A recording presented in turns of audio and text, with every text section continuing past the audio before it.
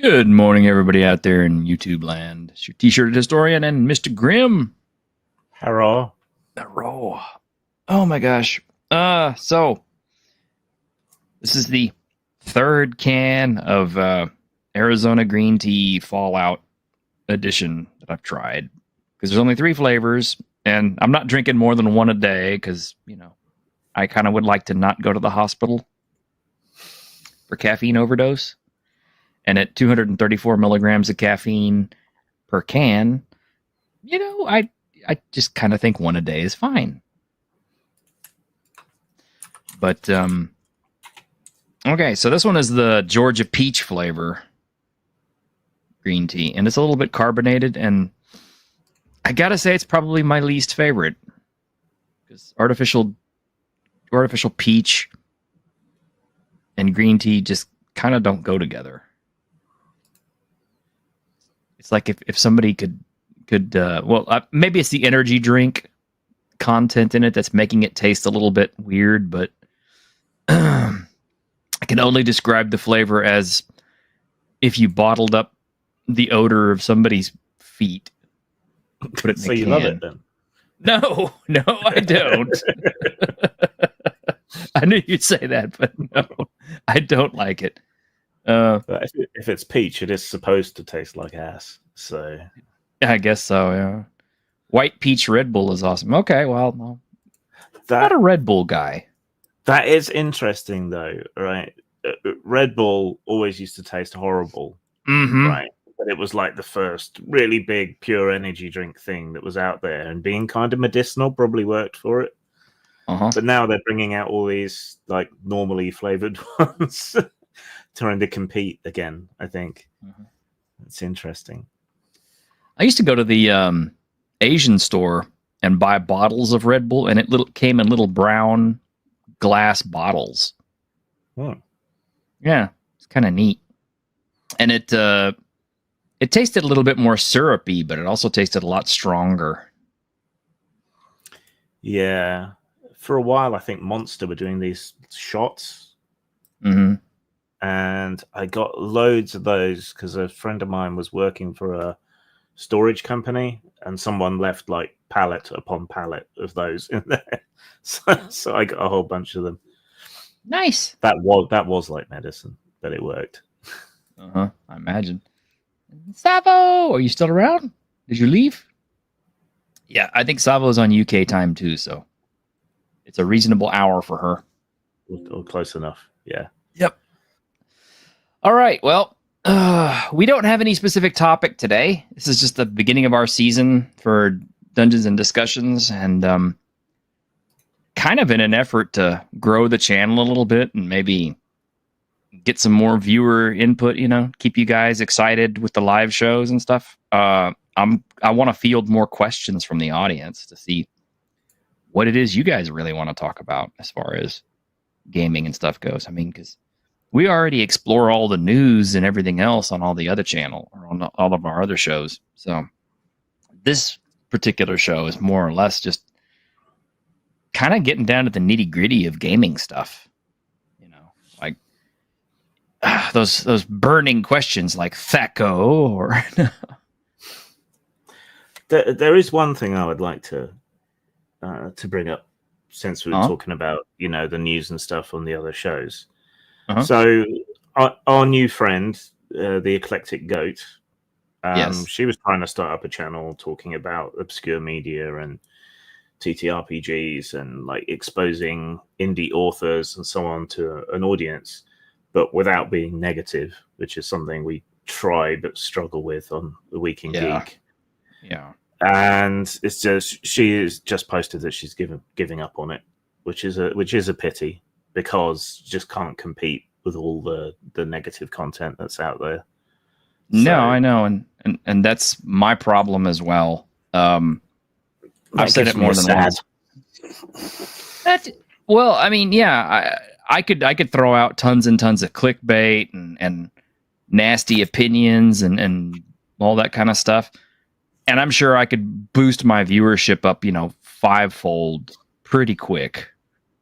But I don't want to engage with that kind of stuff. I mean, honestly, I think it's more fun to be able to talk about some of the better aspects. I mean, yeah, we still do talk negatively about some of the stuff because we're fans. It's fandom. And honestly, it's like you have a right to criticize the content you consume. You know? If there's a particular aspect of a game you don't like, you're allowed to say, you know, I like this game, but yeah. But people are attracted to the negative. People pay more attention to the negative. Like if I do a review of a game and I say a dozen good things and one bad thing, it's the bad thing that gets the feedback and the pushback. Oh, yeah. And the attention and all that. It's just human biases, which it takes a lot of effort to work against. But I wish Goat wasn't giving up, and maybe she could join us on the Weekend Geek if the timing lines up. I would be more than happy to have another panelist on, because I'm always happy to get more panelists on to enjoy and talk about stuff, because I don't want the show to become an echo chamber where it's just my opinions. I mean, you know, I don't mind a little bit of pushback or a little bit of nuance on stuff like that, because that's what makes the show good. It's not just everybody in agreement that, oh yeah, this was dog shit. It's, you know, one person thinks it was dog shit, someone else is like, oh, I kind of like it, you know, and kind of like the Fallout show. I mean, since we're talking about the Fallout, you know, drink and stuff, the Fallout show was I enjoyed it, but even I recognized that there were discrepancies, errors, things I didn't like, and some serious plot holes here and there, especially towards the end, because the last episode was just kind of like, oh shit, we got to wrap this up, and we only have like one episode to bring everything to a conclusion, and so they did, and it was kind of a little bit on the unsatisfying side or very contrived side. But I am still looking forward to season 2. Yeah, me too. Yep. Occasionally, there's things that are good. Yeah, I mean, you know, it's not everything out there is bad. Now, Last of Us, I tormented myself and watched the entire second season, and it finally came to an end on Sunday, and I'm gonna blast it pretty hard tonight. I'm gonna save that for tonight. I still haven't watched the first one. I will get around to it at some point, but I don't think I'll ever watch that second season. The game was enough, I think. Yeah, the people who already know how bad the second season or how bad the second game was know how bad the second season's going to be. Hey, Daniel. What's up? How are you doing? Oh, I'm doing all right. Just driving to work, doing the old grind. I hear you. So let's see. About some of my favorite stuff in there. There we go. Negativity and why it's better. Always happy to tell you you're wrong with no evidence to back it up if you need the abuse t-shirt. Well, I mean, you know, I kind of get that from the ultra American, but sometimes look, he's a good guy. Huh? Oh, sorry. You're going with Ultra. I was responding to his comment. I was like, Fallout I mean, I like Fallout, and you're absolutely right. It's like they lost themselves towards the end, which happens a lot with these kind of streaming shows when they're like, all right, well, we're going to try and follow like 4 different stories at once. And then there's ways to do that. That's really good. But the problem has become that these shows get canceled and the actors run off and do some other project because they take, 8 years between seasons like they did with Mindhunter and that sort of thing. So it's almost like these studios have gotten to the point where they're like, all right, the right. Uh-oh. He must have gone into a dead zone. We'll get back to him. Let's see. So we have question number 1 from Savo. Says, what do you think of giving player sheets a document that is made to describe and reward the player in addition but separate to their character?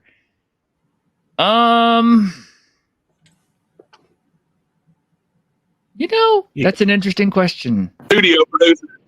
Well, the producers are like, oh, he's still going. wait a minute, 2 or 3, yeah, 2 or 3 seasons. You don't get 2 or 3 seasons. Wrap this shit up by the end of season 1. We don't want to have an unfinished series at the end of this. You cut out for like a couple of minutes there, and we'd moved on, and you were still ranting. Oh. So that's got to shorten your rant a little bit. Well, that's the nuts and bolts of it is that I think that a lot of these things, you got a story that realistically is designed to be, say, 2 or 3 seasons long, and then the studio steps in and says, all right, wrap this shit up, because we don't want to have a situation where we have to pay people to come back to finish the damn series, because people just don't tolerate unfinished series work. Well, 9 times out of 10, that's kind of what it's come down to. 9 times out of 10, that's how it falls. I mean, I can count the number of series that stop dead after maybe 2 or 3 seasons and left things unresolved. But anyway, by the way, is that rain coming through? Yes, it is. All right, let me mute while I'm not talking. All right.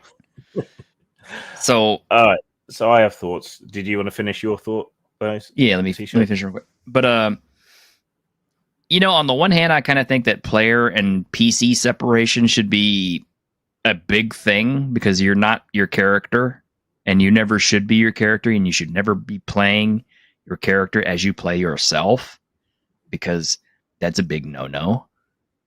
But the unfortunate tendency is a lot of people these days tend to self-insert, and no matter how much separation you get from your character, there is a tendency to self-insert just a little bit on certain things. It really kind of depends on your hot button, but there's some things you can't separate from your character from yourself, and it just naturally comes out in play whether you do something or not. So a document that is made to describe and reward the player in addition but separate to their character, I guess, I don't know, something special for the player that is not part of the character. I'm not sure how that would work. I don't know. Would you get like a free package of Fritos or something at the time? So I have some experience with this. I also think some games already do this to an extent, and I think it's interesting how you could apply it. So I think some games already do it because they already have meta currency, or they reward things like good role playing, right? And that comes from the player. The character is interacting with the world the same way, however the player might describe it.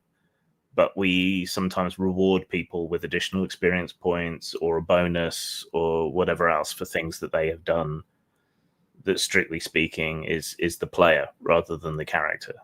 You could even go as far as to say, problem solving, puzzle solving, and things that these take place at the meta level with the player rather than the character. I used to operate a system of sort of merits and demerits for my players because they had a tendency to get too stoned to play properly. And wouldn't pay attention. This was before smartphones, right? But so I would give them merit points for doing good things, like paying for the snacks or turning up on time or paying attention when I needed them to.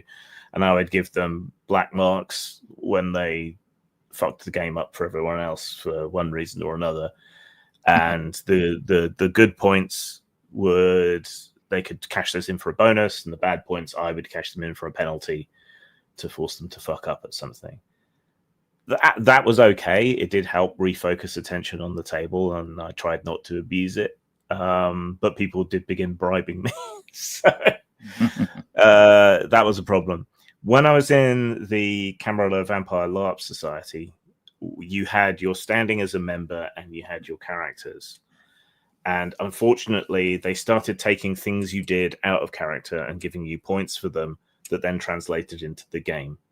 So if you were an officer for the club, so if you like took the membership fees, did the like register of whoever was there, handled disputes and so on, or if you were the main storyteller for the game or an assistant or whatever, then you got points in your player side that you could then cash in your character side. But what this ended up doing was entrenching the command structure of the fan society as also being all the powerful entities in the game itself, you know, the elders who were running everything. And that over time it became profoundly unfair and bred an awful lot of resentment. And you ended up, you ended up with a lot of people who weren't necessarily the best role players, but who were willing to do all of the shitty jobs, like putting the chairs away at the end of the night or whatever. You know, they were getting all the points and the good role players weren't necessarily. Plus, there was suddenly an enormous profusion of positions like assistants and assistant to the assistant because everybody was constantly grubbing for these points. I think you could do it in an interesting way, in a similar way to the way I did. Like, you know, you turned up this week, get a player point. You turned up on time, get another player point. You put your mobile phone in the bag with everyone else's mobile phones, you get a point. All of that sort of thing. And that could be a way of sort of breeding good table etiquette and culture. So that could work. That could be something that you could do. Or does anyone want to pick up on this plot thread? If you do, I'll give you some, you know, player points or whatever. You could use it to encourage and enhance the role play. So I think we already do it. I think there's ways of doing it that could be good for sort of training people to play in a more considerate way. But what worries me is that phenomenon that I saw in the Camarilla, in that it's so easily open to abuse. And it would make bad games masters and bad players worse, I think. I mean, yeah, I've actively seen this as well. I agree with your latter and not your former on that one, actually, Graham. To me, like pick up on the plot thread, advance the game itself. You know, maybe do some meta things that actually help the table. I'm 100% on board with rewarding that kind of thing. But I honestly think that any kind of reward, be it to the player or to the character, should be based on things that happen in session, in game. Yeah. And as far as like behavior and stuff like that, to me, that just reeks of participation trophy garbage. It's like we don't reward people for behaving like they're fucking adults and they're supposed to. Right. All right. You're supposed to behave this way. You're supposed to, number one rule -1. It's not even rule 0. Don't be a dick. That is like the number one rule of all role-playing games. This is a social game. That means things like if you're going to miss a session, unless it's an emergency, let people know ahead of time. It means show up on time or reasonably thereof. It means, you know, don't show up and eat all the food and not bring any yourself, or drink everybody else's beer and not put anything in the fridge. But you don't get points for putting up chairs. You put your chair up because you're a damn adult. Exactly. I mean, it's like you don't want to incentivize bad behavior, but you also don't want to reward people for things that happen outside of the game. I don't think. I mean, it's like, you know, it's like if somebody shows up with a bucket of chicken or something for the table, it's like, oh, well, that's great. You get 1,000 XP or something like that. It's kind of like, then you have a developing problem. Which shouldn't happen. And soon you'll be hip deep in fried chicken. Yeah, because everybody will start bringing buckets of fried chicken or free pizzas or whatever, like just in order to buy their characters up in the game. And it's kind of like, you don't want that to happen. I mean, yes, you'll have a nice full table because everybody will be there for the free munchies, if nothing else. But I think that's missing from one of those like fourth wall breaking kind of. I mean, you see it more in anime than you do in just about anything else. But you know, like the fourth wall breaking series and stuff, where you know they're in the game, like in Goblin Slayer, like that. Oh, you're talking about like isekai. Yeah, kind of like Isekai, but more like kind of like Dot Hack or something, where it's like this is legitimately players in a game, almost like a Record of Lodos War kind of was, and it's like I think it's a missed opportunity that there's never been a situation where in the middle of a fight it's desperate, they're dying, and all of a sudden the fighter just gets like new armor and a giant sword and everything, and he turns around and says that a bucket of chicken was brought to the table. Yeah, it's like that's his power up. That would be funny though. I've often thought it would be fun to play a game where you are players in a game, but have it somehow back and forth between the real world and the fantasy world, and have some things transfer or whatever, like a lot of these isekai anime, but have you play the player and you play the player playing the character, but they're all real Inception in their own world. I just can't find a way to make it quite work. So. You could make it work in an in-person game, but it's a little harder to do it over an internet game, unless all of a sudden it's like, your players are buying you games on Steam or something, and which I would love that, but it's not going to happen. Here we go again. Yep. You unlock Super Saiyan KFC. Yeah, there you go. It's kind of like, oh, look, somebody just bought me, Devil May Cry on Steam. Guess what? No, I don't really want to play Devil May Cry on P. I played the first one a long, long time ago when it first came out, and I was like, yeah, that's okay. And then the others started coming out, and I'm like, just walk on past those. I'm not that interested in them. That one never floated my boat. Yeah. It's like you have to be a certain kind of person to enjoy those. Yeah, you break down a wall a la Castlevania and find wall chicken. Pay to win sucks in video games and tabletop games. Yes, exactly. That's exactly what it really becomes, is pay to win. And you don't need that. It's clearly not a games master. Well, it's good to have a good table culture is always something that you want, but it should be, ideally between people who are friends, who enjoy each other's company genuinely inside and outside the game. Rerolls work, and they don't disrupt the game, and they don't make one player more powerful than another.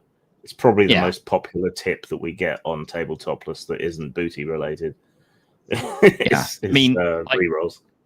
Yeah, if I were running Torg, which is still my favorite game, which I'll never get to play, but if it was Torg, I'd hand somebody a possibility point, because it's kind of like you could do so much with those in the game, and they translate to so many different things. I guess, our current game is Fabula Ultima. I guess you could always say, okay, well, you get a Fabula point for that.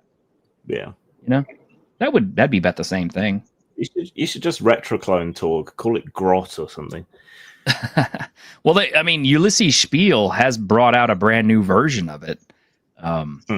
It's just that the central, it's not a central mechanic. They're optional, but I felt that they are so important to the game because they affect the way it plays, that it has a card mechanic, and the card determines from round to round kind of what the enemies are going to do or what actions are more powerful. Like, unlike a regular game, it's like if I turn over a card at the start of the round, sometimes it says, like speaking actions or whatever are more powerful this round than fighting actions or whatever.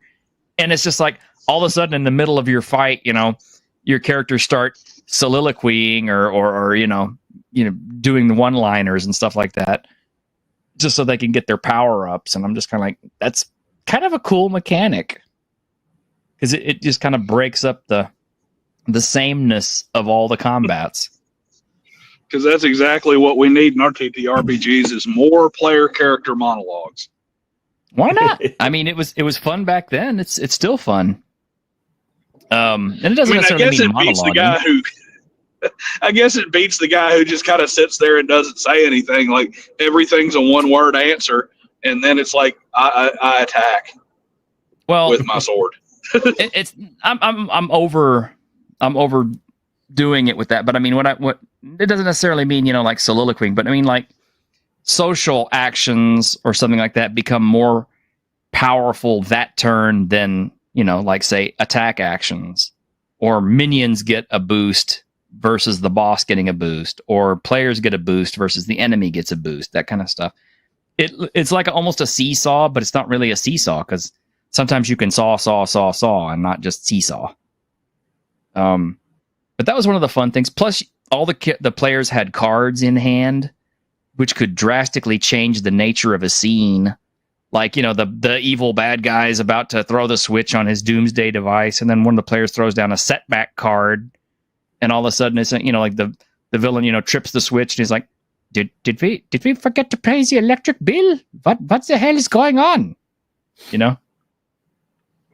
Stuff like that. So what you're saying is you can have this great tense moment where it's all on the line, and then one player just has a smart ass grin and goes, reverse, draw 4, Uno, win. Basically, kinda. It's kind of hard to describe, but Torg was really fun. I really enjoyed it, and the best part of it was it kept the players whose turn it wasn't. Like, let's say if it's just the three of us playing, if Daniel's holding on to 2 or 3 cards and it's Grimm's turn, Grimm can try an action, and if he fails, Daniel's sitting there with just the right card, and he plays it at that point, and it says, give your teammate a second try or whatever like that, and Daniel disappears, and so he can't help you anymore. Damn it. No, but seriously, that was a fun game. I like the way the dynamic shifted back and forth, and that's something I kind of wish we had more of in Fabula Ultima. Hey, here he is. But let's see what Tenra Bansho Zero had a mechanic for that, passing out chips when you like what a fellow player does. That's cool. See, I like stuff like that. But I'm gonna say the only problem I have with this is it kind of tends to become a popularity contest. So I'd be careful with that. Yeah, all in-game rewards should be the result of in-game actions. I absolutely agree. It's like, you shouldn't bribe the GM with a pizza or free beer or whatever. Yeah, you should. I will point this out though, and this is I think it's just karma, because I swear 100% on my soul that in no way did I ever at all do this on purpose. This was not something that I engineered or orchestrated. But somehow it has happened that the player who always buys me beer, like I'm on the way to the game and I'm like, all right, I'm gonna stop and grab some beers. Anybody want anything? And he's always like, oh, don't worry about it, man. I've already got the DM beer. Here's what I bought for you. Somehow he's the only one who has not had a character wiped out in my game. Wow. I didn't know. I promise that this was not intentional. I didn't set it up that way. I haven't fudged any dice for him. He just happens to be the only one who hasn't died yet. I mean, he also happens to be a bit of a smarter player than the others. I mean, just in terms, not smarter like he's a smarter person, just he makes better in-game choices in general. But yeah, somehow he has not died. He has only been like severely crippled a couple of times. I find it hard to believe that somebody who drinks alcohol during a game makes better choices. Just depends on your tolerance, man. I think so. Well, I'm a lightweight. I would need a long session for drinking beer to mess me up. Yeah. Okay, so Savo has another question, and I'm glad you're popping out with these. Question 2. Are there any settings or personal creations that you like too much to let your players ruin with their general insanity? I will admit to doing that. Every once in a while, I'll drop in an NPC that I really like, and I don't necessarily need the NPC to overshadow everybody else or be, I don't like the whole, NPC saves our ass Deus Ex Machina bullshit. That to me is the most insulting thing you can do to the players, and it's the biggest thing you can do to take away their agency. And I've seen GMs do it over and over and over, and it it never ceases to piss me off as a player. And I've let the GM who does that know it on multiple occasions, and they don't care. They just have this heroic god complex thing. And if they see that your characters are on the ropes, they're going to drop an NPC in there to help you out. So I try not to do that.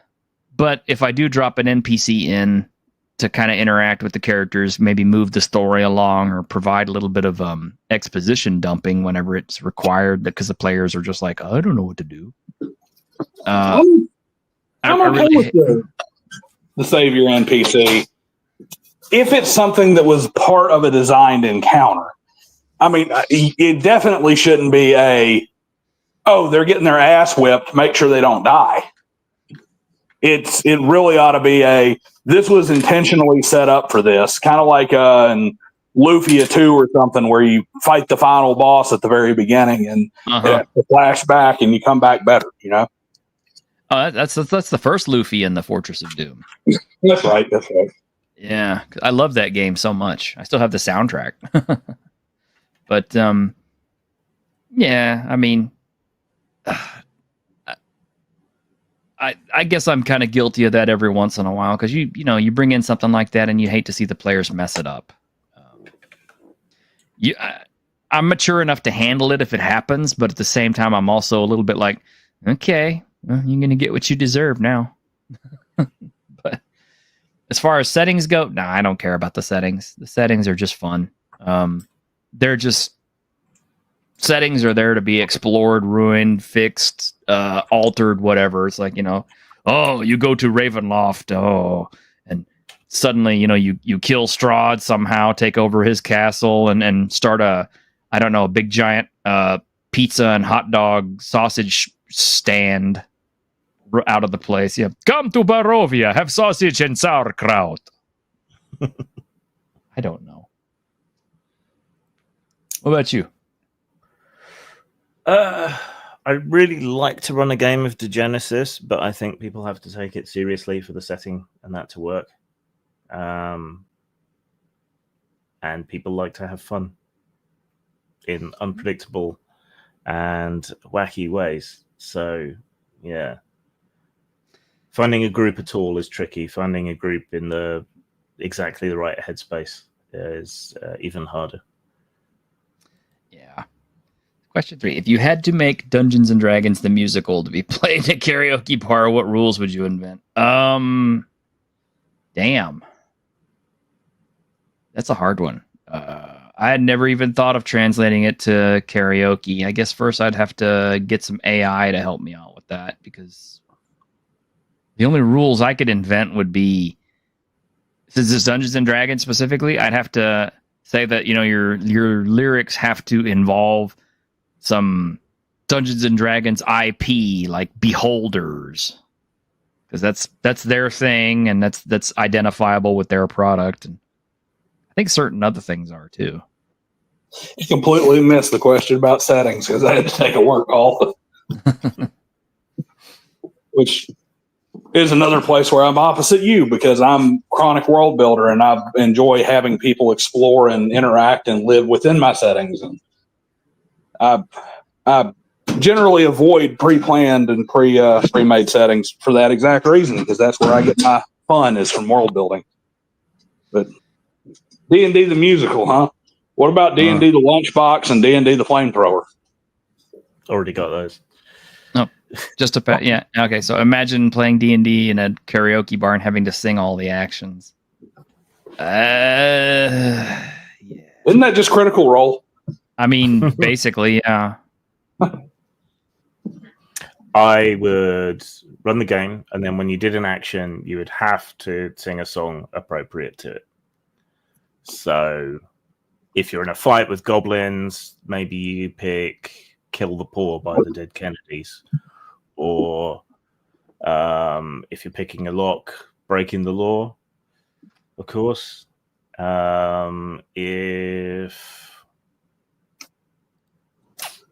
What else could we go with? Casting a spell. You put a spell on me. But no one can use the same song twice in a session.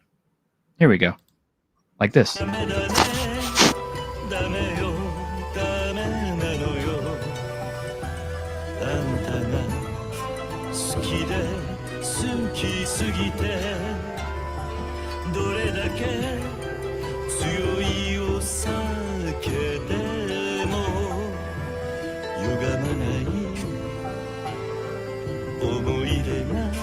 Yeah, he's crying.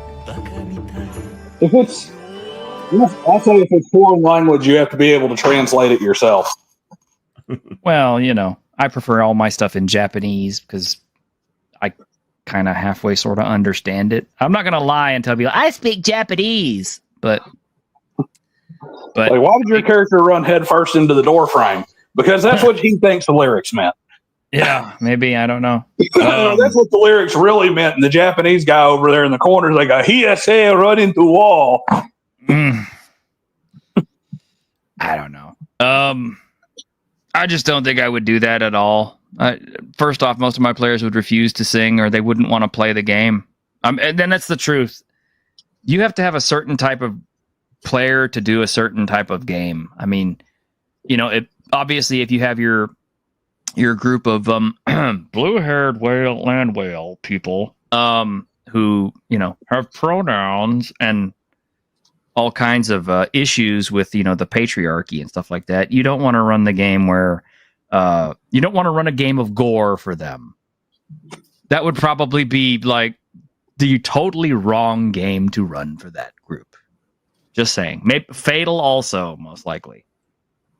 Although, I don't know, they might enjoy that. However, if you break out the thirsty sword lesbians, they probably just enjoy that. So, I don't know. Know your audience, I suppose.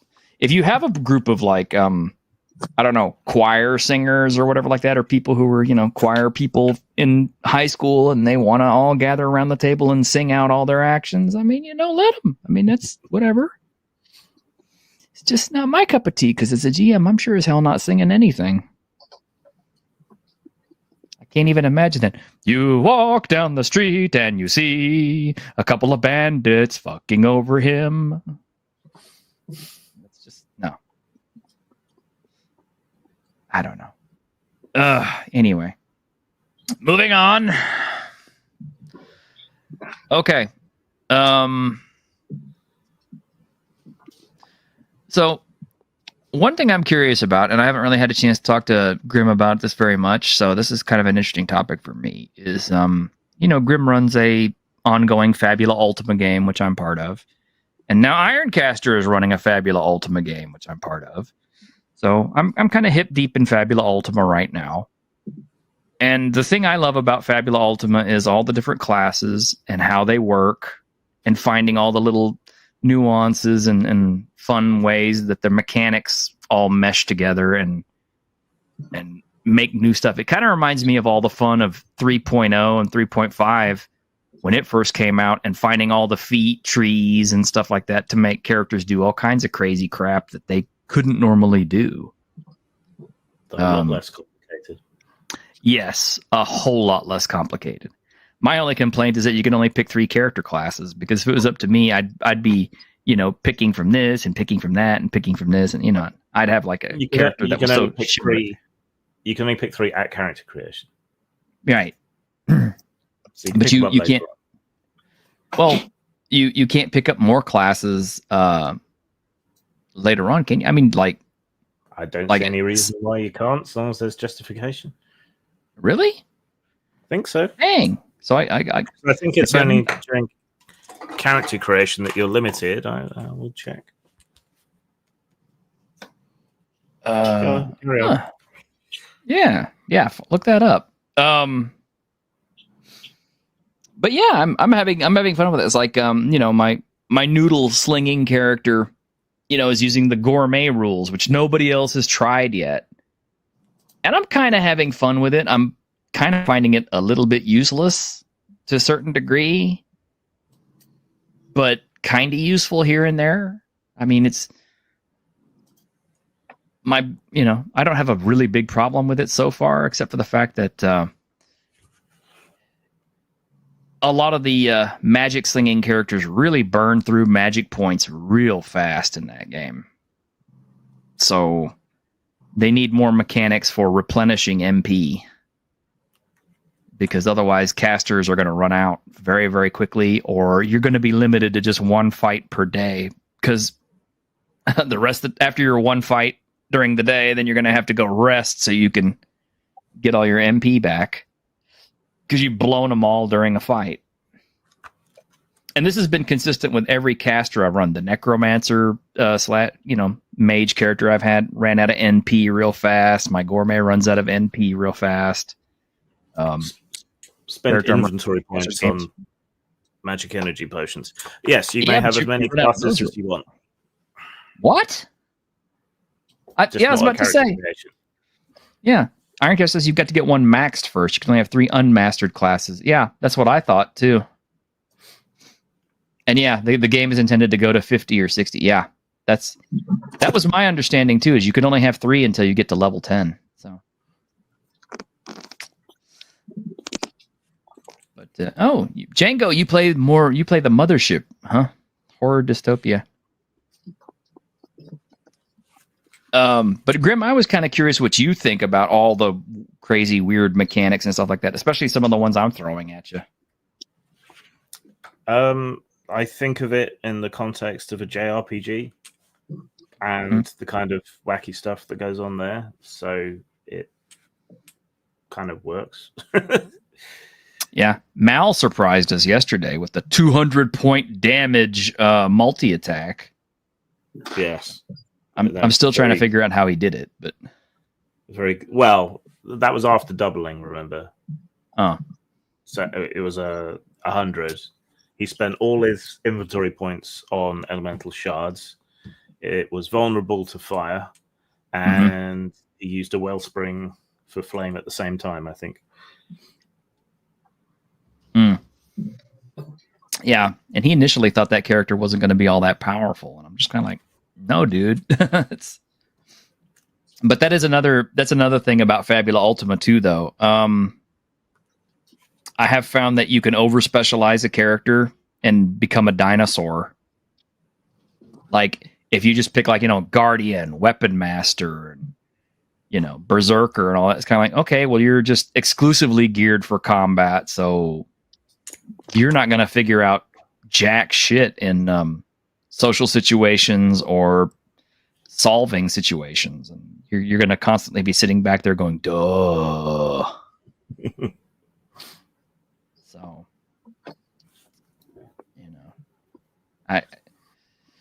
yeah, inventory points are underrated, and there aren't very many classes that give you a bunch. The basic expert is so hardcore, he likes it raw. Oh, come on, let's not talk bad about the basic expert. I understand his rules as written, and actually we run Fabula Ultima rules as written. I would not say.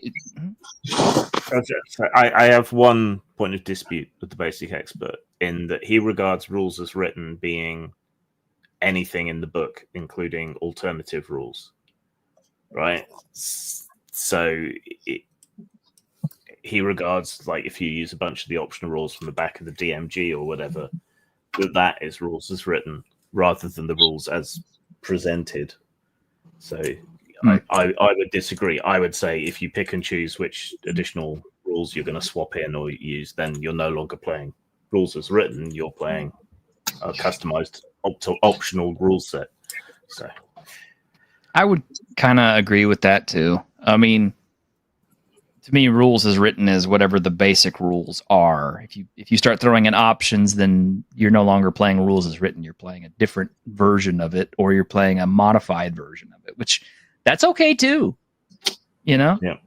I think with OSR games in particular, there is no real rules as written, because the fact is that unless you're just getting one book off the shelf, like say Wolves of God, and that's all you use and nothing else and no other supplement from any other game whatsoever, chances are you're probably playing some kind of modified version, because it's like, if I decide to pick up Axe and I run a D&D module for it, I'm no longer playing rules as written because now I'm mixing and matching.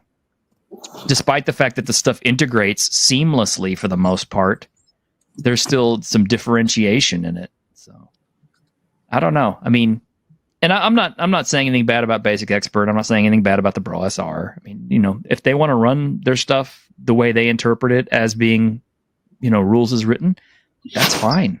And I don't have any beef with them. That's really where a big part of my disagreements with them come in.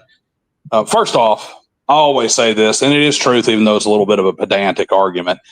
I have yet to read through an RPG rulebook that doesn't have some version of Rule 0 written into it. And Rule 0 basically says you can change it if you want to, as long as it's for the intent and change, omit, add, whatever is necessary to enhance the play at your table. So now, to give fair credit to Expert, he generally says you should play raw until you have a strong understanding of it, and then you can start changing and modifying stuff, because how do you know what to modify if you haven't played it as it was designed first? I agree with that sentiment. I do agree with that to a certain extent. The bros, on the other hand, are just, you know, and it's not even rules as written. And same with Basic Expert on this.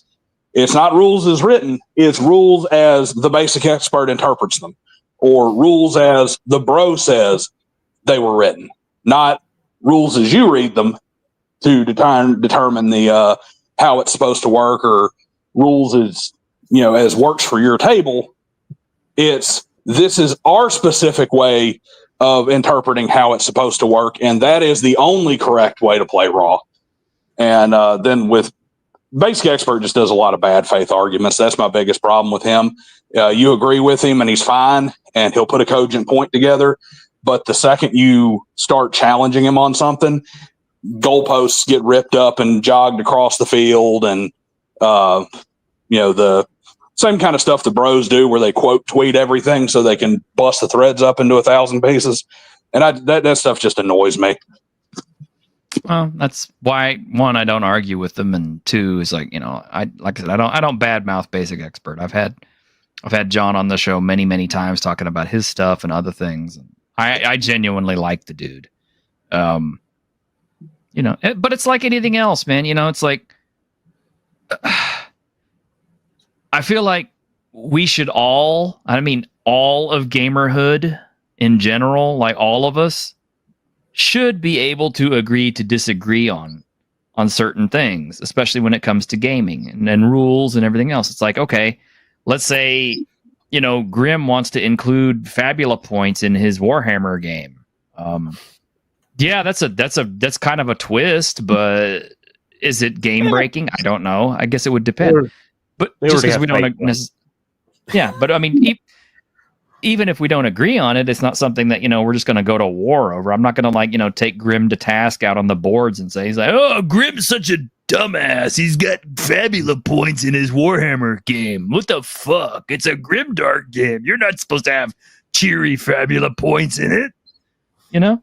Yeah, I mean, that's kind of like why it bothers me, or why it irritates me so much, is because you see a lot of these and it's like, hey, I actually like this a little better this way, and here's the reasons why, versus, no, you're an idiot, that's wrong, and this is the only way to do it right.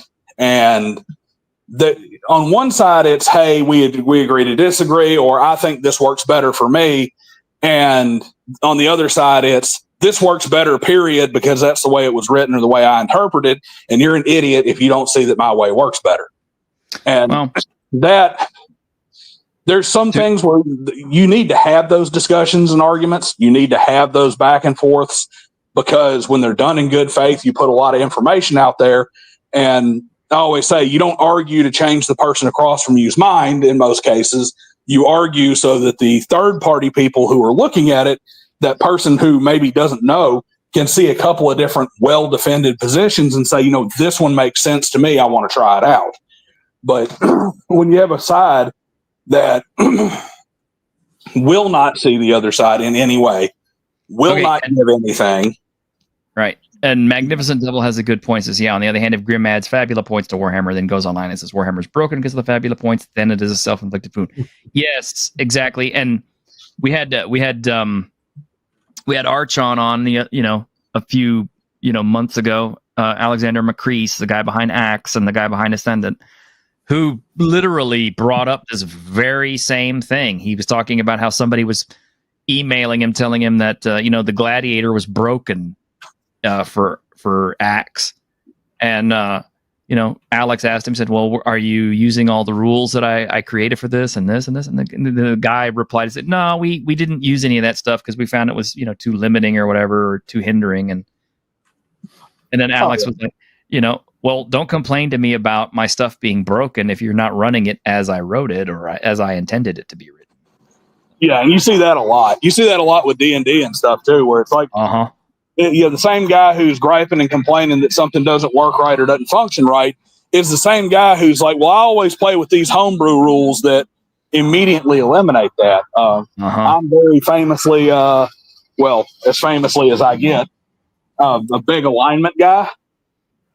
And I really, really do think that alignment is horribly misunderstood across the board. Got a whole series out on alignment right now that I'm actually redoing. You could do a whole show on alignment and still not have the question solved. Oh yeah, but here's the thing.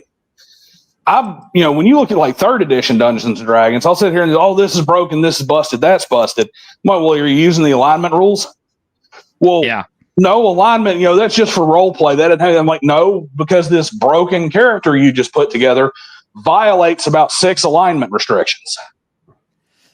Maybe that alignment restriction is there for a damn reason beyond, paladins are supposed to be lawful good.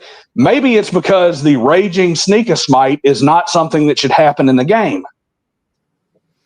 Django says, I find it hard to run every single murder dungeon from Lord Drag EMs overall. Yeah. I mean, my biggest... I love Jim Raggi. I really do. He's a good guy. I love his stuff. But yeah, Tower of the Stargazer, that's, straight up. It's like I've said it on multiple... I've said it to his face. I said, dude, that's a fuck you dungeon. I mean, straight up. You have to have players at your table who are willing to be ready for that experience. It's just kind of like, if I'm going to run Tower of the Stargazer for people, I'm going to say, okay, bring 4 backup characters at least. Because just walking into the place and grabbing the front door handle can kill you. Okay? Not to mention everything else in that place that is dangerous or death trappy or basically is don't touch this or your character's going to get fucked. I mean, it is what it is. And I get what he was going for because, he's talked to me before on the channel and explained, you have to be crazy in the first place or suicidal to go into dungeon delving. And I kind of agree on that. I mean, depending on the tone of the game, like Fabula Ultima doesn't give me a grim, doomy, we're taking our lives into our hands every time we go out and do something sense. But Lamentations of the Flame Princess, absolutely. You're going to go out there, your character's going to die, he's going to be mutilated, he's going to be horribly fucked up before that adventure is over with. And you go into the game with that express understanding. Same with like Call of Cthulhu. That's kind of how I feel about really any kind of puzzle dungeons, Tomb of Horrors, that sort of thing. This really is true for any game, whether it's going to kill your character or not. One important thing is establishing ahead of time exactly what we're doing with our game. Like, what kind of game is being played here? Because if you look at a puzzle dungeon and you're expecting like a role-playing dungeon that makes sense, like something that actually makes sense in the world, They're not the same thing. Nobody is going to have their house where the front hallway is like 9 traps that don't make any sense and all kinds of other, nonsense that's in it. It's like, or, some of the traps where it's like, all right, there's no switch that means the pit trap is no longer active so that I can walk back and forth across my living room in the middle of the night. The pit trap is just always there. So it's a different set of expectations. You say you grab the front door handle, it could shock you to death. Well, if you told us ahead of time, hey, this is kind of a puzzle dungeon, it's kind of a puzzle game, then my mindset is different. And when I walk up and see a door, I'm like, okay, I need to analyze things in this area too, because everything's a puzzle. It doesn't, common sense, like I can open the front door and not get the shit blasted out of me, is out the window. Well, to me, okay, there's basically 3 kinds of, module, if you will, or dungeon or whatever you want to call it, adventure. There's adventures that lean heavily into role play and, what do you want to call it? Conversation and diplomacy, that kind of thing.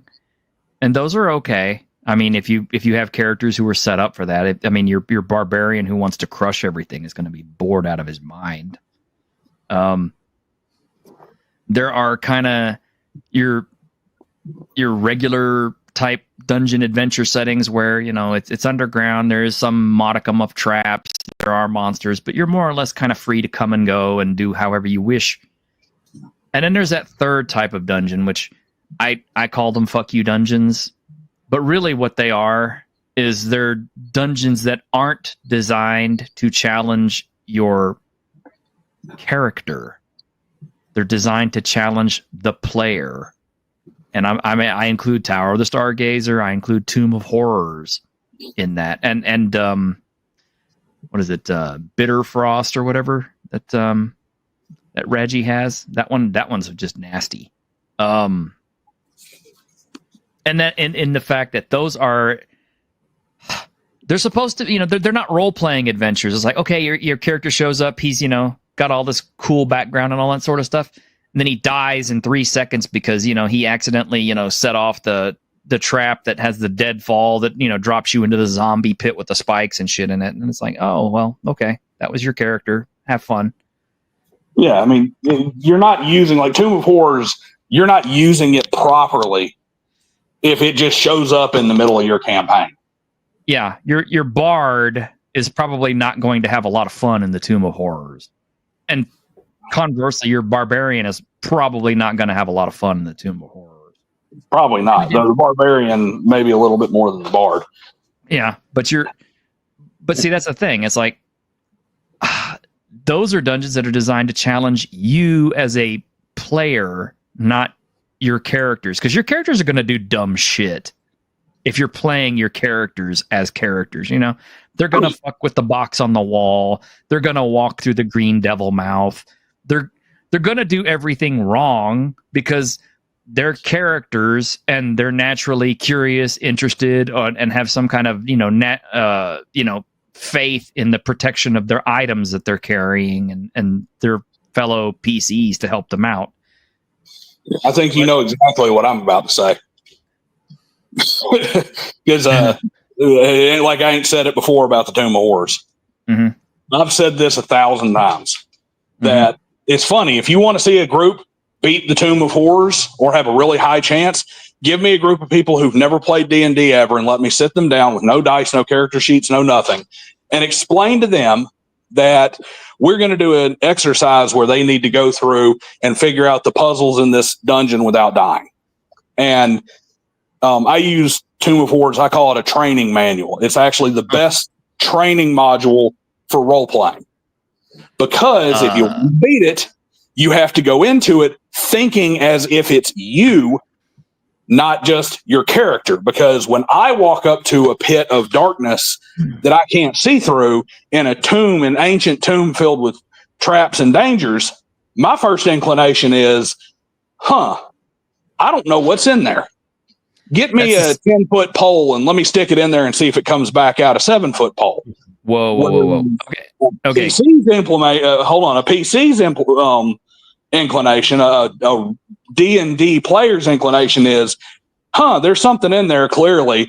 Well, I've got XYZ plus to my save, and I got so many hit points. So, regardless of what's in there, I can probably stick my hand in there and I'll be okay, because even if I get hurt, I got all these hit points. And they stick their hand in, it's like, why do I not have an arm anymore? Like, well, because you stuck your hand in the garbage disposal, you moron.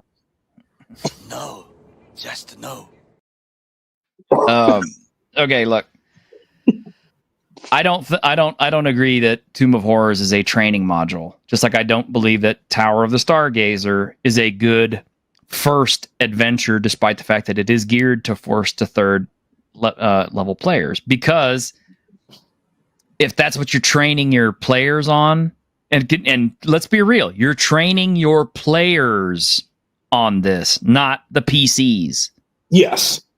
And if that's what you train your players to do, is to not touch anything because it'll kill them, not explore anything because it's dangerous, then what are you telling your players? Just stay at home. Don't leave your comfort zone. Don't ever come over to play, because if you do, I'm going to mangle your characters horribly and kill them. I've been under DMs like that, dude, and they suck. I've been that DM. I've been that DM. Yeah, Magnificent Devil's correct. It was made as a tournament module. I say I use it as a teaching module. But just like I said about puzzle dungeons or wacky dungeons or other games like that, it is very important for you to explain up front what the purpose of this module we're about to run is. And second, it's not, don't touch anything, don't mess with anything, everything's dangerous and going to kill you. It's think about how you would negotiate this situation logically. It's not, I don't want to find out what's in the devil's mouth. It's, I don't want to find out what's in the devil's mouth with my penis. Well, that's true too. I'm going to use a stick. Well, that's a way of looking at it, but I mean, still, first impressions are everything. And if the very first module I'm going to run for somebody is Tower of the Stargazer, they're probably not going to come back for another session. I probably wouldn't throw players on their first session in there. Well, that is a first level module. So is Death Frost Doom. It's a first level module. Oh yeah, first level character, fine. I'm talking about players who've never played a game before. Well, I probably would throw in there with the Tomb of Horrors thing. I've actually used it as like a corporate team building exercise before. I've literally busted out the Tomb of Horrors in a sales training seminar to teach problem solving and that sort of thing. Well, I mean, and here again, there's an important thing to mention here. As Magnificent Devil says, the original one was recommended to have 4 to 5 players on stand and had 30 pre-gens in the module. Yeah, the expectation is PC's dialogue. But this is actually, it's conceived as a tournament module. That is one of the cases where you did need rules as written, and that is because you had to have a standardized method of play that everybody recognized and was familiar with across all the different cons. So, like, if people were going to be running this at all the different cons, you had to have rules as written or some form of standardized play that everybody recognized and was familiar with and was comfortable with. You couldn't just have, like, Bob over at TexCon who decided that, well, for this module, we're going to have the characters, have clones that instantly regenerate if they die in the Tomb of Horrors. Oh, absolutely. 100%. Yeah. 100%. Which, I mean, we're looking at, and what we're talking about here is the history of what it was originally designed for versus a potential use for it in modern play. Mm-hmm. That's my that's where I where I step in on it is like it is not in any way meant to be part of a campaign. And running it as a tournament module, even just say, hey, let's see if you guys can beat this thing, is fun. But as a tournament module, you can't have a tournament that does not have a definitive set of rules. It's part of the reason why even though I was good at it, I absolutely hated forms and kata competition in martial arts tournament. Yeah, no kidding. They're ridiculously, and if you're in an open tournament, they're radically subjective. There's not really any rules outside of the judge holds up a number. Whereas sparring, if I kicked you in the face, I got 2 points. Yeah, big difference there. Our guy Edward, good to see you, dude. Says, what's the difference between a first level adventure and an introduction to the game adventure? Well, okay. I kind of consider them to be one and the same, to be honest. I mean, yes, some systems actually do include an introductory adventure, but a first level adventure, in my opinion, ought to showcase all of the different things that your characters can do as a possibility, using all of their skills. Because all the different, I'm assuming you have a party of at least 4 players, or at least 4 characters, all with varying degrees of skill and varying things. Like some of them are good at fighting, some of them are good at casting magic, some of them are good at healing, some of them are good at diplomacy. So any kind of first level adventure should ideally have a good mix of stuff that can be solved with any of those 4 particular keys. Whether it's fighting your way out or magicking your way out or diplomacying your way out. And in that way, the players kind of learn to use all their powers at the low levels. Because the biggest problem I've ever seen in most games is even a player who's been playing for a couple of years, if you hand them like a 15th or 20th level character with all the shit on it, all the items and everything else, they don't know how to run it. I mean, straight up. They don't know how to run it. They don't know how to play it. They don't know what all the powers are. They don't know what they can really do. So they're just kind of like sitting there in analysis paralysis mode every turn, trying to figure out, what do I do? And they're constantly flipping through the rule book. They're not paying attention to the adventure. They don't know what the fuck they're doing because they've never had a character that's that powerful. They've never grown a character from 1 to 20 that's that powerful. So they're effectively like, 5th levels who are stuck trying to play a 20th level character and they can't manage it. So that's kind of why I say an introductory and a first level adventure, kind of the same thing. It's like anything that's low level should allow characters to explore all of their options and let them do it. I mean, there shouldn't be just one way to solve it. Okay, brick door in front of you. How do you get through this? You should have lots of different options for getting around it. Maybe there's a concealed lever or something. Maybe there's a guard or something who can tell you how to get through it. Or, yeah, you could just brute force it down. I don't know. What do you got any thoughts on it? You missed a Savo question earlier as well, so let's not forget to go back.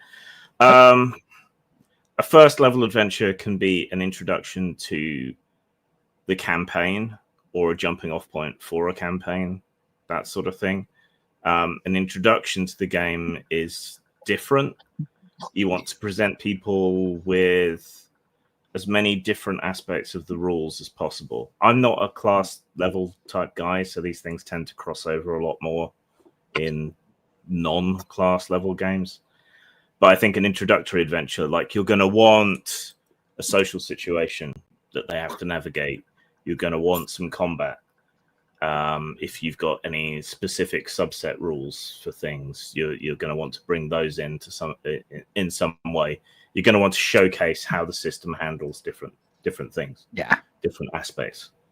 And if you're writing again that's heavy on the setting, you're going to want to showcase some aspects of that setting, like what is the game world about? What is your elevator pitch? What is your unique selling point, both for the system and the setting? And you're going to want to have those in any introductory adventure.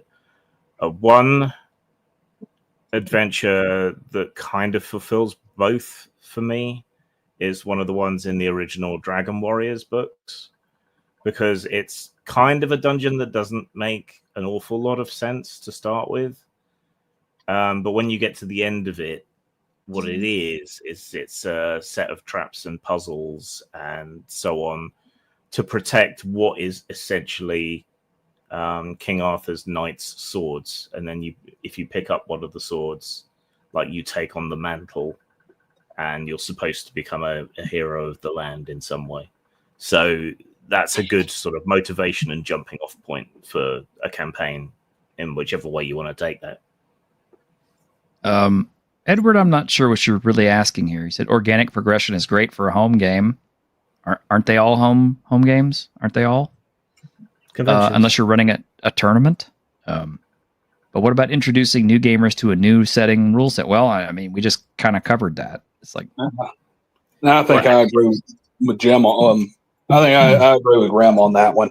Yeah, me too. I do believe there is a distinction between an introductory adventure and just a first level adventure. But at the same time, I would say that it's one of those things where all introductory adventures are first level adventures, but not all first level adventures are introductory adventures. It's just it's a difference in philosophy and design.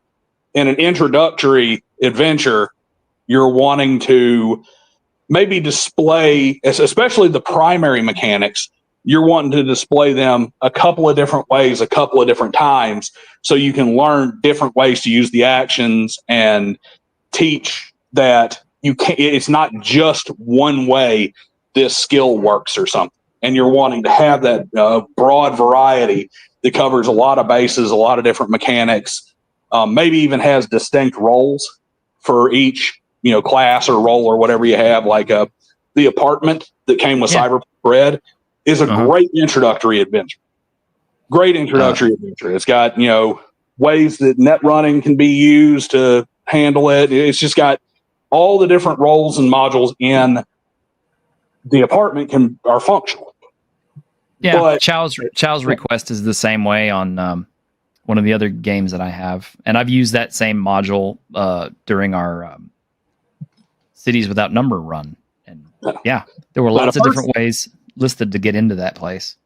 But if you had a first level adventure that's designed for, say you got a campaign that's built for a specific type of setting. For example, I was running my 2 or 3 games back. I had a 3.5 game I was running for one of my groups, and it was a very low magic custom world, and it would have been a terrible introductory adventure. It's a great first level adventure, but terrible introductory adventure because I had that game edited down so heavily, restricting the player's abilities and powers, that a regular first level party would have had, snap your fingers and walk through on a bunch of different stuff. So it's first level, but it's a horrible introductory adventure. Edward says you run a lot of OGF games at conventions. Okay. Convention play is not like anything else, in my opinion, because you're so limited. Because for one thing, you're having to use a rule set that's agreed on pretty much unilaterally by the creators of the game or the runners of the tournament or whatever. So you're already having to adhere to some standardized rules for the game, and you're having to run whatever module they give you or whatever tournament thing that they give you, because I've been to some of those things, like at Origins and stuff. It ain't the same, bruh. It ain't the same. So for that kind of situation, if we're using the sort of universal language of D&D, because everyone kind of understands what it means. Yeah, the sweet spot for that is levels 1 to 6. If I'm running a demo game of something at a convention, I would probably create characters at level 3 because they've got some survivability. So there's room for players to make some mistakes.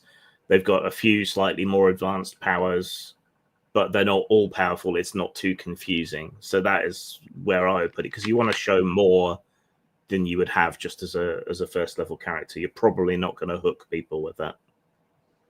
Yeah. I think that's actually one of Fabula Ultima's strongest points, is the fact that they start you at level 5, but it's not like you have enough hit points to overpower the game. And even though you may have some great powers at level 5, you're not going to overpower anything in particular in that game too much.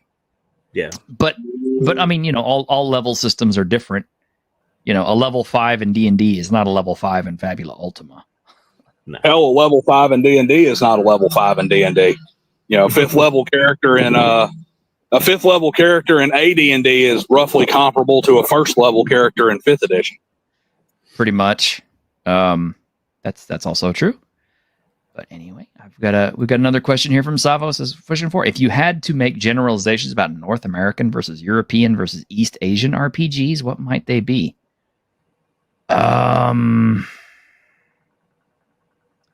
European RPGs feel more grounded in reality, probably because they have actual fucking castles over there. and actual cities that have existed since medieval times and are still around and that you can still wander around in.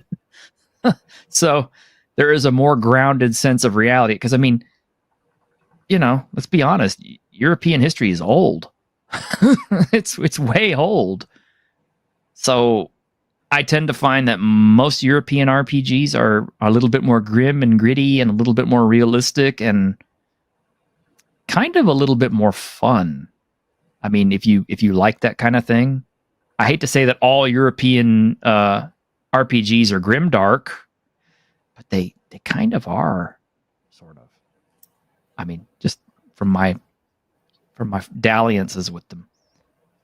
East Asian RPGs. Well, we can't count Fabula Ultima because it's, well, or can we? It's not an East Asian RPG, but it's kind of based around it.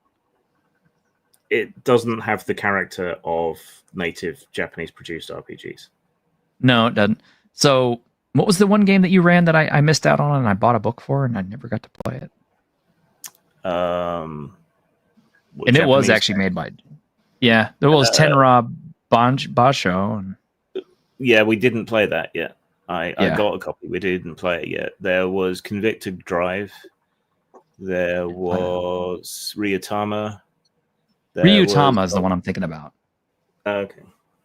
Oh, and the goblins. Yeah, Goblin and the Slayer, Konosuba and the Konosuba and Goblin Slayer. Yeah, Konosuba and Goblin Slayer is based off Sword World, which is the big Japanese TTRPG. If I had to characterize it, North America just kind of does whatever it wants. Yeah. Really. And doesn't, unless you get a designer who's really precious about something, it doesn't really tend to go that way. European, so Britain falls somewhere between the sort of North American style of RPGs and the European style. Like, we tend to prefer something more grounded, dark fantasy, low fantasy, but we also like our humor and our absurdity, which tends to come through a lot. I mean, Warhammer and the old fighting fantasy books kind of exemplify the British Warlock approach. Yeah. So like it's somewhat grim and gritty, but then you find the orc lavatory in the middle of the dungeon or whatever, you know, as happened in, I think, Death Trap Dungeon. Oh no, that was Sorcery Book 4 with the toilet with the rat hanging on the wall as a towel. Yeah, wash your hands after using this towel. Yeah, which is an old joke. Yeah, and I often reference Dragon Warriors, which is very much Dark Ages and folklore fantasy, and so on. So yeah, we're kind of halfway between North America and mainland Europe. Mainland Europe has a lot of influence from French, Spanish, and Italian comics, or bande dessinée in France, which introduces some similarities to the way Japanese RPGs are. They're less folkloric and more fairy tale oriented than, say, British RPGs are. They tend to pay a lot more attention to art, to layout, to canon and background.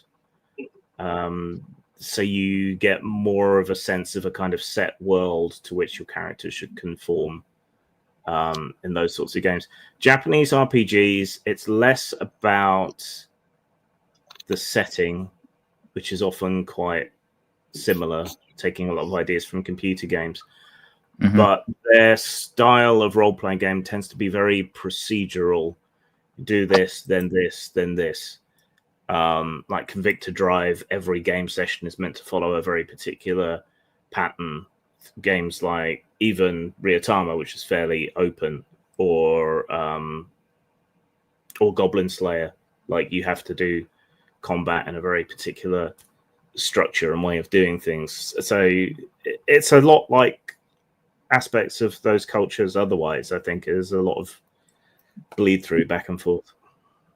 You know, the funny thing is, between Konosuba and Dragon Slayer or Goblin Slayer, the RPG, I actually like Konosuba better, even though the Goblin Slayer book was bigger. I don't know why. Because of what? Because it's simpler, or I don't know if it's necessarily because it's simpler. It just seems like it's better written, and there seems to be more options, or I just understood it better. Plus, there's some really funny stuff in it. Like, I mean, come on now. Getting attacked by flying cabbages and carrots and stuff. well, that happens in the anime. So Yeah. I don't know about the panty stealing, but I do. I need to watch third season. But, yeah, I generally say most of that stuff is correct. I don't know. East Asian RPGs just feel calm, kind of, because, yeah, they are procedural. They're comfortable. European stuff feels darker, more gritty and grounded, and yet more black humored and fun. And North American stuff is, yeah, it's all over the place. You got everything from Thirsty Sword Lesbians to Coyote and Crow, all the way to D&D, all the way to Ashes Without Number, you know. So I also think that. So one more point, then I'll hand over to you. Okay. I think there's an irreverence for the source material that happens in the States. Like, if you're writing an Arthurian RPG, you wouldn't give a shit what the actual legends and so on are. You'd just do it, you know? Whereas I think we feel a sense of cultural weight in Europe that doesn't necessarily exist in the States. Sorry, carry on. Yeah. I think of it. I think of a rainbow or a spectrum, if you want to, that stretches from Germany and Central Europe and Eastern Europe over the United States into Japan and into East Asia. On one end, you've got and I'm talking about in terms of feel here, not necessarily mechanics, because both European and Eastern Asian RPGs that I've experienced are both tend to be fairly mechanically driven, but European has that kind of war game feel. It has that in the trenches, gritty feel to it, that, you know, that we're real. This is real life. We just have Fireball. And then on the opposite side, when you look at the East Asian RPGs, radically fantastical. They may have very, very solid mechanics that are extremely linear and very well defined, but as far as the feel and look and setting and whatnot of the games, it's anime world. It's crazy. It's, like you said, weird fairies and flying cabbages. It is hyper cartoonish and hyper fantastical. And then in the center with the North American stuff, it's exactly what you'd expect. It's a melting pot. It's pieces of each. It's influences from both sides. It's people trying to fuse things, sometimes very poorly. And I would say you definitely there is a lot of irreverence, though I think that may not be a fair word, that's in the North American, in the North American games, because it is a melting pot. You may have a guy who came over from Japan and has a very rich history steeped in Sengoku era stuff, history and, spirit lore, Shinto philosophy and that sort of thing, who has all kinds of different nature spirits and whatnot that they, ancestor worship and that sort of thing that's deeply driven from the very roots of their culture. And that part of, he might make a game, and that part is great. That part is actually relatively true to the source material, and it's what makes you really feel it. But he also pirates that little piece of, Arthurian legend that he got from the Excalibur movie in the 80s and slaps that on top too to give it some extra flavor, to give it a nice, unique twist.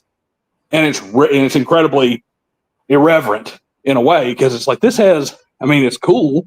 It's a great movie. It has absolutely nothing to do with, Historia Britannica and that sort of stuff that was written back in the 400 AD, talking about a Welsh warlord. So and I think you get the opposite side too. You get people with some European heritage who've done some looking into it, and they're a mix of everything. They're German, Scotch, Irish. So they've got little pieces of Germanic lore, little pieces of Irish and British, and a nice healthy dose of stuff that got brought in from the classical era from Rome. But they also like anime, so they've pulled some stuff that they gleaned out of anime tropes and mixed it all together to make a game. And they've managed to piss off everybody when really they just said, I really like everybody's stuff. So I think that's kind of when you get a melting pot, you lose a little bit of everything's flavor. But you gain a lot as well. I think. Yes. Yeah.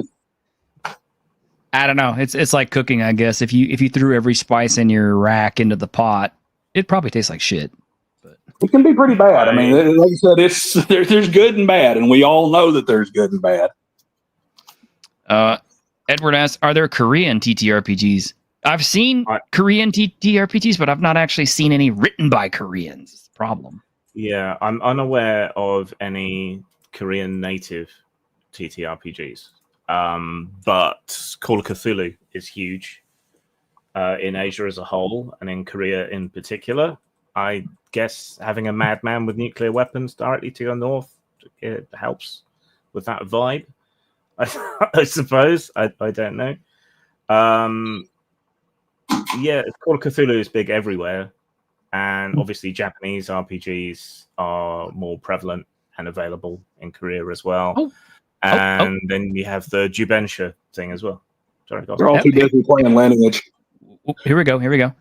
In South Korea, Call of Cthulhu, Insane, which is one I've never heard of, and now I got to look it up, and Dungeon World are popular TTRPGs. Dyson Comics Cafe in Seoul is a popular place to play Call of Cthulhu, and Insane, twice they've mentioned it, so now I have to look it up.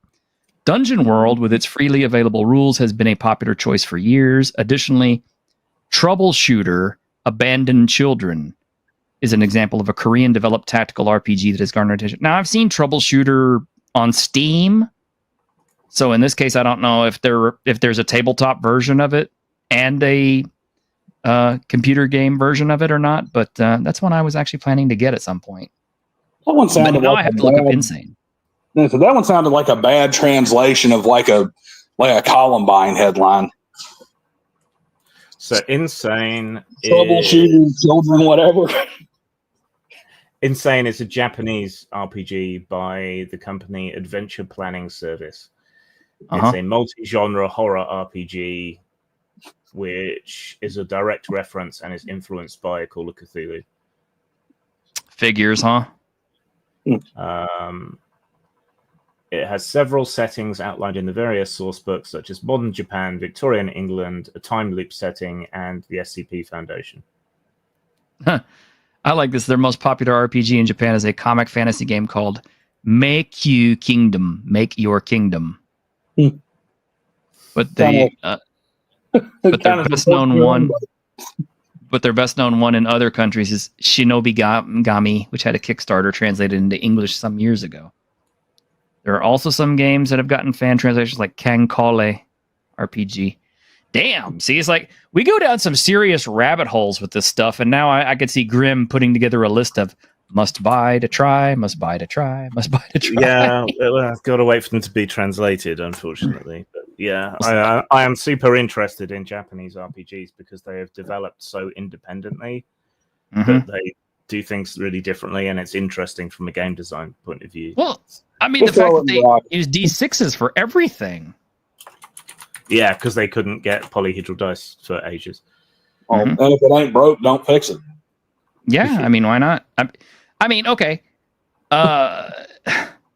Fighting Fantasy, you know, I played that for years and years and years, and so did Grim and Lone Wolf and a lot of these other British games, and they were all just D6 based because most likely it's not because polyhedrals weren't available in Britain, but it's just that's probably the easiest dice to get. And I mean, if I remember, Warhammer Fantasy Roleplay uses nothing but D6s, and so does 40K still. Okay, so we're not going to see any more Japanese games of these type anytime soon because Simon got the license from Adventure Planning Service to translate and localize their games back in 2023. So that was Make You Kingdoms, Magica Logia, and Insane. So what's going to happen with those? No idea. Yeah, for those of you who weren't aware, CMON has decided that they are laying off a whole bunch of people and they are ceasing production or they're halting production on all their stuff. All they're going to do now is try to fulfill the remaining Kickstarter options, which means, yes, I will get my third season of Cthulhu Death May Die, which includes the massive giant Godzilla figure, which I'm dying to paint that thing and have him fight the giant Cthulhu I already have. Because you could do that in the setting. But, yeah, I guess for the foreseeable future, we're not going to have any more Zombicide or any of the other stuff because they're going to halt production on all of it, which I guess is a good thing me and Grim got our White Death sets when we did. Yeah, lucky that we did. I mean, I think they kind of need to do this anyway because they were robbing Peter to pay Paul. So they need to downsize and take on less projects at the same time, I think. Like, they had some dumb game projects to begin with. Like, I'm surprised that Wacky Racers was a thing and got funded. Who plays that? The people who bought it. I don't know. I guess. I mean, I can imagine people looking at us going, "Who wants to play a game where you just fight zombies all the time? That sounds boring." Yeah. Screw them. They don't know what they're missing out on. Yeah. And I like we mentioned behind the scenes, you know, obviously we have the Zombicide Chronicles, which if you run that rules as written, you know, you get players who are unhappy, and even one of the viewers commented on it. And I tried to tell them, it's like, hey, I'm just trying to run this rules as written for the first few games so we can see how it actually plays. But that kind of left a bad taste in a lot of people's mouth. So yeah, I kind of want to fix it. Yeah, I understand why, and I kind of agree with you also. But also we had we got to test play Plague Bearer, which was the Black Death RPG, and I think everybody really enjoyed that, despite the fact that we were running pre-gens. Yeah, it worked a whole lot better. But for whatever reason, they decided they weren't happy with those rules and they were going to go back to the drawing board and refix them. Because I was so excited about that because we were supposed to have the game designers on the show to talk to them about it. And then, that kind of fell through on their end. And now I don't know if it's even going to get made. Yeah. But, Lion Wing Publishing has been translating Japanese TTRPGs. Yeah, the Persona RPG. I think I actually have that. I don't have my hard copy yet. I don't know what's taking them so long, but I do have my my PDF copy of the Persona rules. I haven't even looked at it yet because I'm like, no. We're going to look at the hardback first. This is my usual procedure. Yes, you usually get the PDF before you get the hard copies. But my thing is, I don't look at the PDF unless I'm checking it out on channel or something. But I don't look at the PDF. I wait until the hardback comes. I read through the hardback. And then if I have any further questions, I go to the PDF. And I use the PDF during games. Yeah. Because yeah, So I they think a did lot of- Victor Drive, and they've done Shin Megami Tensei, and Persona. I think they're the ones doing the same thing. I think they're the ones doing Phantasy Star as well, or that might be something. Oh my god, yeah, there's a Phantasy Star RPG. There's supposed to be an Art of Fighting TTRPG that's supposed to be coming out, but I haven't heard much movement on it. So I don't know if what they did with that.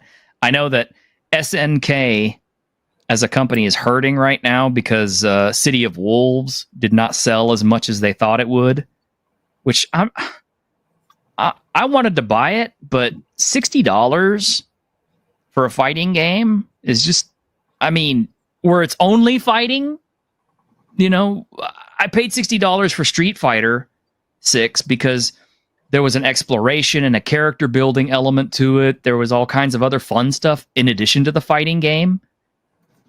So that seemed like it was worth $60.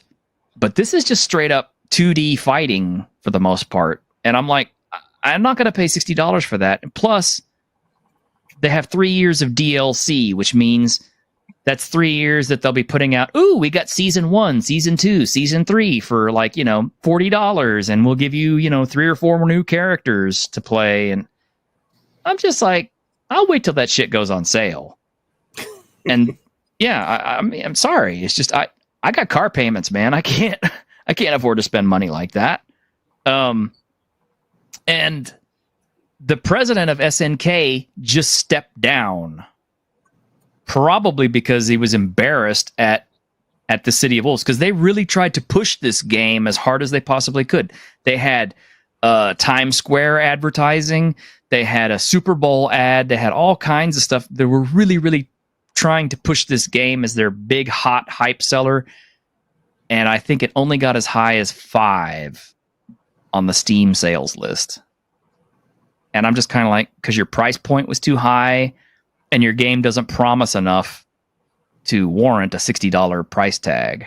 I mean, because even Tekken 8, which was another $60 game, had a mini game built into it that you could enjoy along with the story mode and the regular fighting modes and all the other stuff. City of Wolves just doesn't have enough shit to it to warrant a $60 price tag. I'm sorry. So I'm not surprised it didn't do that well. Speaking of, what do you guys think about the old Borderlands thing that popped up on X? Oh, Where people came out and basically told people you're not a fan if you don't want to find a way. If you don't get the weed eater out and start asking people if you can cut their yards to afford his game, you're not a real fan. That's really something like a Tuesday with Geeks question or a Saturday Geeks question, but I'll go ahead and answer that on this. Randy Pitchford is a dick. He always has been. Not to mention, he physically assaults people, apparently, when he, gets into a tiff with them, which, Randy, you ever want to meet me in a small elevator, we'll see who gets assaulted. But both of you by Captain America. Yeah, there you go. Captain America will show up and beat our asses. But yeah, he's an asshole. And I don't buy this whole line of we're moving all the games up to $80. Nintendo did it first, and now every other game company out there saw that, and they immediately took that as as their go ahead to do the same thing, because they're like, oh, we got to be able to compete. We can, if they can squeeze $80 out of people, then we can too. And I'm just kind of like, no, you can't. No, you can't.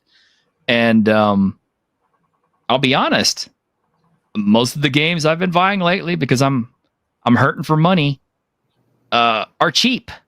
I'm looking at all the Steam sales, and right now it's the Steam Zombie and Vampire sale. So I'm looking over my wish list of stuff and going, this is only $11. Ooh, this is only $3.99. And I'm having more fun with that shit than I would be, the $80 AAA game, which is kind of like, buy independents, guys. Just like your role-playing games. Buy independent. Buy the little guys stuff. Try it out. Have fun with it. Enjoy it. Because, you'll get more mileage out of those for a lot less. sometimes. Well, But I mean, it's it is worth supporting, because the thing about it is that all of them were small indie at some point in time. Mhm. So do you want to be the guy, you could be one of the first adopters of the next Dungeons and Dragons. yeah, very much so. I mean, I hate to say Shadow Dark because even though Shadow Dark kind of came out of nowhere, I was not expecting it to do $1 million, let alone 3 million on their next sale. Well, Shadow Dark's one of those overnight successes that took 10 years. Literally, just remember the old saying, luck is preparation meets opportunity. She was prepared and the opportunity came up. And it was the perfect storm of she brought in a game that was close enough to Dungeons and Dragons that when Dungeons and Dragons pissed off literally everyone over a 3-month period, she was the best produced and best marketed and best positioned product available. Her Kickstarter, it literally is all those things: positioned, marketed, and quality. There's probably a better quality game out there, but it wasn't positioned as well as Shadow Dark. She was ready and she had done all the groundwork. And when the opportunity came up, bam, $1 million Kickstarter. Yeah. I've said it more than once. It's like some of these games are like lightning in a bottle. You only catch them every once in a while. Like D&D itself was lightning in a bottle. Vampire the Masquerade was lightning in a bottle. Pathfinder was lightning in a bottle. Now Shadow Dark is lightning in a bottle. I don't consider Doofus's game that is unreleased and still doesn't have its mechanics in place to be lightning in a bottle, despite the fact that his Kickstarter went over $1 million. Because I mean, it's fraud in a bank account. It's one of those things. Yeah, I mean, it's like I could put a Kickstarter out and promise all kinds of shit too. What's sad is that if you point that out, you'll get a legion of people in your comment section talking about how, oh no, I've played it, I've got it. It's out. What are you talking about? It's not released. How is it a scam? Yeah, well, I mean, How long did Far West take to come out? He's got that long. Oh, God. It was like 13 years. Is it out yet? It's out. Yeah, it's been out for a while now. 13 years? Something like that. How big did how big was the Kickstarter on that? I don't remember. It was a very early Kickstarter. I'm sure it didn't do $1 million. Far West. Yeah, now I'm curious. 12 years. 12 years. 12 years. Kickstarter launched in August 2011. Final PDF release was September 2023. What was the Kickstarter amount? Let me see. Surely not $1 million. No.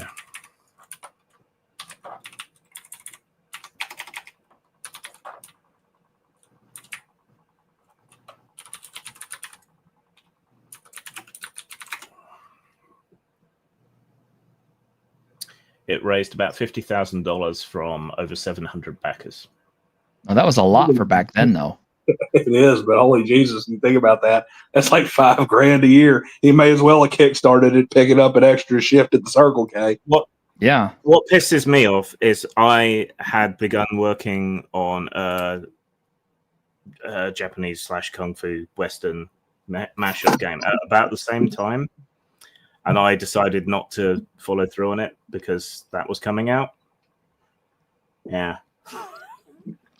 Yeah, you should have, because you would have at least had product out there. And you know what, Grim, at the very least, it would have been like the movie business. You remember whenever a new movie was going to be coming out on August 15th or whatever like that, and it was going to be a big, huge megabucks production with all the big actors. And then the Asylum Video would put out something with a similar theme and title, and it would go straight to DVD, but they would sell a bunch of copies because people wanted to watch it. Yeah, and because grandmothers wanted to buy presents, and they'd heard their kids talking about that movie. Yep. Yeah. I mean, it's okay to be that guy. It is. It's okay to be that guy, in my opinion. You know, you don't have to have the $1 billion Kickstarter. If you kickstart anything and you succeed and you get a product out there, you're ahead of the game, in my opinion. That's kind of why I schmooze Victor Gorchev so much. He's probably one of our most successful friends because you know, he's been on the channel many times. Cause. Yeah. But all right, guys, we've actually managed to fill the time up pretty well. And oh my God, no, they're doubling. Can the world handle 2 Daniels? Man, the world ain't ready for that. No, it ain't. Of course, you'll get But I cars did fixed find at my twice soul. the rate. I found my soulmate. There you go. You guys can like fix cars at rapid speed now. That's right. But anyway, guys, we've actually gone on longer than I thought we would, and we didn't really have a topic today. I just told Grim, I said, you know, we could probably find something to talk about for an hour, and sure enough, man, we did. And thank you all for the questions out there because they provided us a lot of fuel. I'm glad for the interactivity of our guests and our chat. DJ Ronnie G, man, you catching us as we're wrapping up. But anyway, join us tonight because we're going to have the Week in Geek. Well, actually, we're going to have Tuesday with Geeks tonight with me and Ironcaster, and I guess Grim will be doing something else. But if he wants to show up, he can. And who knows who else we'll get? You know, we never know. It's part of the fun. But anyway, we hope y'all had a great time, and we hope you enjoyed the show, and we'll try and do this again next Tuesday. Till then, y'all take care. Have a great Week in Geek. Attention